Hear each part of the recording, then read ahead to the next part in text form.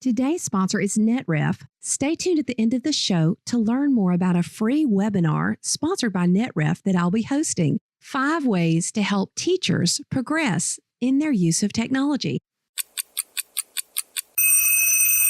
15 ways to get more motivated this week. Episode 461. The 10-Minute Teacher Podcast with Vicki Davis. Every weekday, you'll learn powerful, practical ways to be a more remarkable teacher today. So today we're talking with Mike Roberts from Utah. He has a new book, Chasing Greatness, 26.2 Ways Teaching is Like Running a Marathon. And we're excited to have a motivational Monday today to get ready for our week. So Mike, how is teaching like running a marathon? All right. I think we all know the ups and downs that come with teaching. The same thing happens in running a marathon. You have your high points, you have your low points. And the biggest part about it is just to keep grinding through on those hard days. And that's some of the ideas I'm going to share with you here in a second. Yeah. And, this should air in March. And I think March is kind of that dark night of the soul period, isn't it? It definitely is, for sure. So how do we keep running? All right. Great question. So first off, it's like running a marathon because it takes commitment. You can't just jump off the couch and then go run a marathon, just like you can't jump off the couch and go teach an effective lesson. So one thing I really stress is commit to being 1% better each day. I mean, we're talking 1% here. So how do you do this? You do this by adding in an extra positive comment every class. Just saying that extra piece of praise is going to make that day 1% better. You can do something like listening to a podcast or join a Twitter chat where you're trying to improve your professional development. Just that little 1% though is going to make a big difference. And the third way you can commit to making it better is to write down one goal per day that you want to accomplish and then go out and do it. So don't wait around and say, oh, what do I want to do? No, set it up first and then make it happen. Yes, we can innovate like a turtle and improve a little bit every day, can't we? Oh, that's it. I mean, that 1% just will make a world of difference over the course of a school year. Yeah, it will. Okay, so what else? I think you need to start being aware of the greatness that is all around you. When you run marathons, you see these elite athletes who are going after it and they just do these incredible things. I think we see that in our school community every single day, but we just don't really acknowledge it or pay attention to it.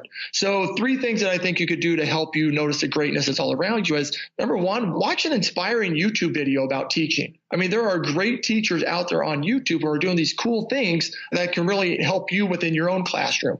Number 2, thank your colleagues for something awesome they've done. I think if you get a chance to peek in someone's room or you heard about this lesson they did, acknowledge that.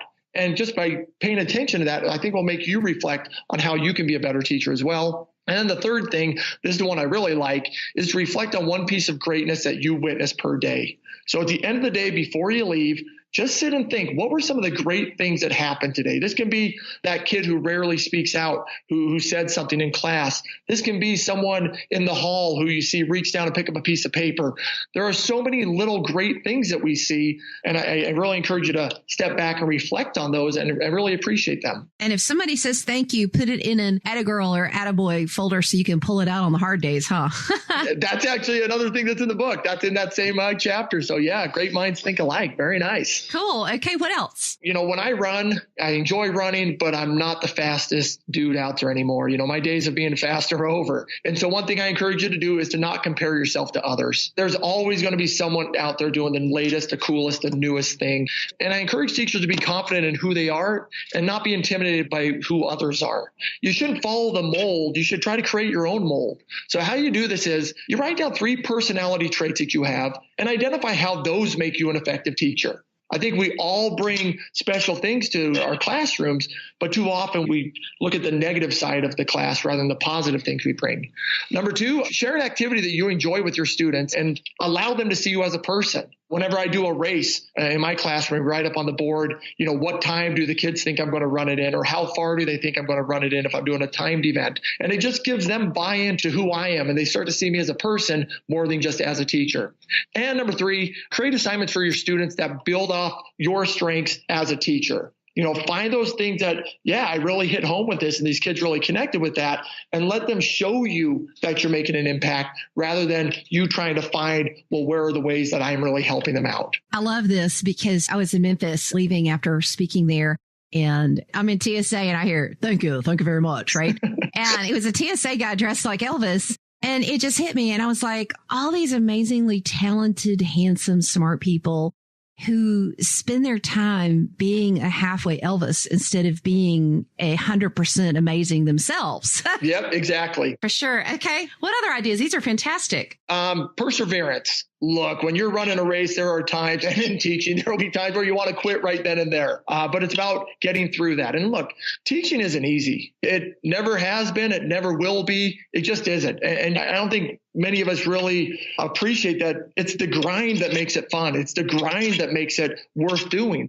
But there are those days. And that's where the hard ones are. So one thing I suggest is build yourself a Teacher Jam playlist. Whether you burn it on a CD, you put it on Spotify, you have yourself 6 or 7 songs ready to go. Because when those days hit, man, you got to put on your jam and you got to get rocking and rolling because your students are expecting your best. And you should be giving your students your best every single day. And sometimes just a song is enough to do that. So make sure it's upbeat, make sure it's fun, none of this mopey stuff to drag you down. No, every single day you're bringing it. Number 2, create a Why I Love Teaching note card and just put it on your desk. Tape it right there. And maybe you change this up once a week. And I think that's a good way to reflect on why you did become a teacher. And this goes back to, like you mentioned, some of those notes that your students write and things like that, that have those things handy so you don't have to dig them out. When the times are rough, you want that right then and there. And last but not least, the old tried and true, watch your favorite teacher movie. There are all those teacher movies that are out there. See what they do and find ways to emulate that. And I'm not saying all of these are realistic, but there are some cool teaching strategies in there. And they do find ways to make connections with their students and have those positive relationships. So anytime you can do that, I think it will fire you up to get back into your classroom and persevere through those really hard days. Mike, I got to ask, what's your favorite teacher movie? Oh my gosh, that is a great question. There are so many. I mean, Harry Potter has to be up there just for all the great teachers. But then there's the teachers you don't really look at as teachers, like, a Good Will Hunting or Star Wars or the Karate Kid. Dead Poet Society. That's one of my favorites. Oh my gosh. The Robin Williams.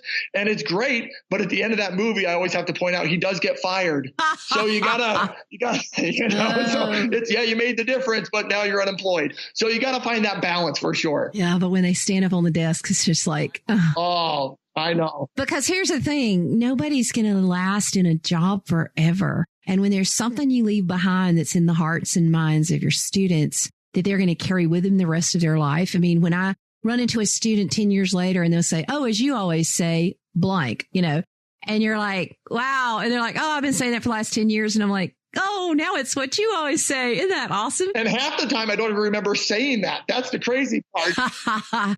Unless for me, it's world class and God honoring, which I repeat on a broken record. Okay, so what's our 5th? All right, so one more good one is finding that life balance. I think as teachers, we all wait for spring break and we all wait for summer break and winter break before we kind of let loose a little bit. You got to find those little nuggets that you can take either daily or weekly to kind of rejuvenate you, or else you're going to hit that burnout stage if it's all work all the time, except for those breaks. So 3 things I would really encourage to help with life balance: an early bedtime, and stick to it. And I know teachers are like, you don't know my life. I get it. You got to adjust though, because if you're not your best self in the classroom, your students aren't getting the best from you. And getting that sleep really does help out. I try is the key part here, at least 2 nights a week without grading.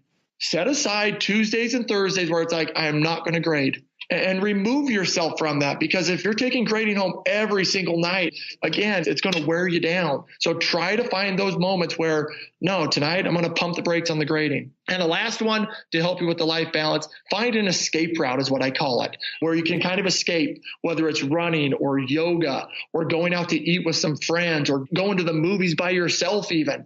But find those little escape routes every day or once a week that help you kind of revive for the next day or the next week at school. It's like my cell phone. I like recharging it before it dies out. I like, keeping it constantly topped off like a gas tank. Just gives me that confidence that my phone's not going to run out or I'm not going to be stranded on the side of the road. And I think it applies to the classroom as well, where if you're constantly rejuvenated, you are putting out your best effort to your students every single day. Awesome idea. So we're committed. Let's try to be 1% better every day, have positive comments, set a goal a day. Be aware of the greatness around us. Listen to inspiring YouTube videos and thank colleagues and reflect on what's greatness. Don't compare yourself. Run your own race. It's so important. Persevere. And then the life balance. And that's challenging for so many of us, but it is so important because, if you're exhausted, how can you be a great teacher when those kids come in your room? The name of the book, Chasing Greatness, 26.2 Ways Teaching is Like Running a Marathon. And teachers, you can do it. I hope you have an awesome week. We've got so many great ideas. And would you just pick one or two to apply today? Thanks for listening. And thank you, Mike. NetRef is sponsoring this month's free webinar. On Tuesday, March 26th at 4 p.m., I'll be sharing 5 ways to help teachers progress in their use of technology. These are 5 simple methods to help teachers level up in their ability to use classroom technology. If you're a teacher, administrator, or an instructional technology director, you'll get something out of this webinar. Go to coolcatteacher.com/NetRef to register and stay tuned to learn more about NetRef and their powerful internet monitoring and reporting tool for schools. Thank you for listening to the 10-Minute Teacher Podcast. You can download the show notes and see the archive at coolcatteacher.com/podcast. Never stop learning.